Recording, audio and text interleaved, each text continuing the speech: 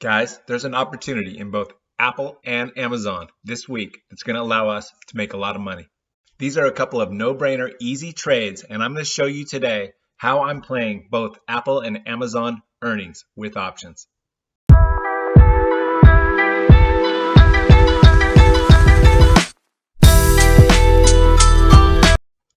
In this video, I answer the questions, is now the right time for an option trade in Apple and Amazon? And how do we trade Apple and Amazon on the option trading platform? Hey guys, Darren here. We've got a great video for you here today. However, before we get started, if you appreciate the time and effort that goes into making these videos, all I ask is that you please hit that like and subscribe button so we can get the video out to more people. I really appreciate it, so thank you very much. I think it's important that we understand all the different strategies that the rich are using to get richer. Then we can use those same strategies and tools to profit in any market safely. Be sure to download the free options workshop in the link below. It talks about the two main benefits of trading options over buying stocks. Disclaimer, I'm not a financial planner and I'm not recommending trades. Please do your own research, and if you are new or learning options, I recommend you start small. Is now the right time for an option trade in Apple and Amazon? I love both Apple and Amazon right now, where they are at price-wise. Apple is currently at $184. Yahoo Finance currently has a target of $200, and the short, mid, and long-term outlook for Apple is up as well.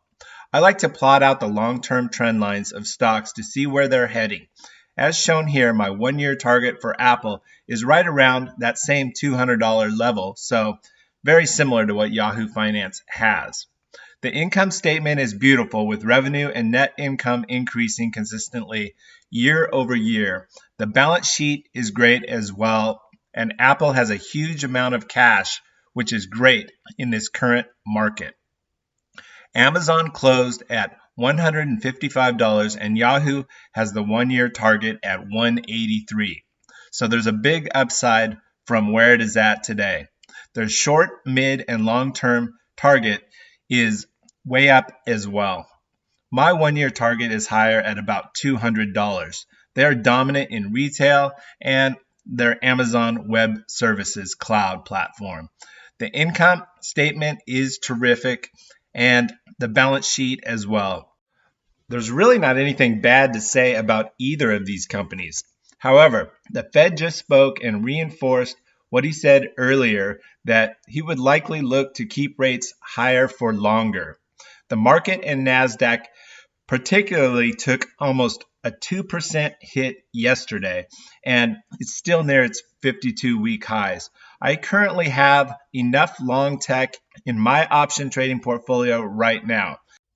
So I'm going to wait until after earnings today to trade Apple and Amazon. When the market is trending down, I don't want to try and catch a falling knife. Instead, I'll wait until the earnings for both companies come out and after the close on Thursday, February 1. If the companies report well, it could move the whole market up. If they don't beat or guide well, the whole market can take another move down. In either case, I'll look to get long, since that's my long-term outlook from here for both Apple and Amazon. But I don't want to get blown out right away by putting the trades on prior to earnings. So I'll wait and see if there's a further down move. How do we sell put verticals on the option trading platform? We are using the tastytrade option trading platform. You can do this on any platform with any brokerage. However, tastytrade is one of the best and most intuitive for trading options. These are the guys that developed the Toss Thinkorswim platform for TD Ameritrade and Schwab that still use it today. Tastytrade is even better. Please use the link below and you can get cash back when you open an account. I recommend that you open with around $5,000 so you can make several different trades.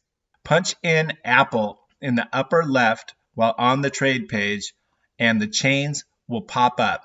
We see that Apple is currently trading at 184, and the implied volatility rating is a whopping 60.